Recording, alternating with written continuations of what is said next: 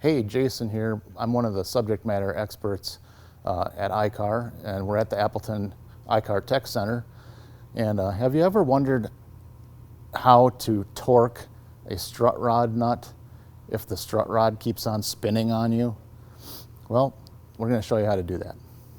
Because the strut rod nut is recessed down inside the strut mount, a regular torque adapter isn't going to work in this case. So luckily there's specialty sockets like this that are available that you can use with a torque wrench, and then it's got that partially cut away part that allows you to get, in this case, an Allen wrench in there to hold the strut rod from turning.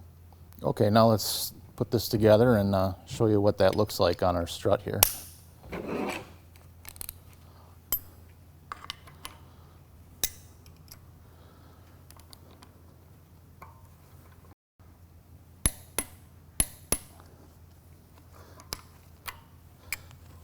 Well, I hope this helps.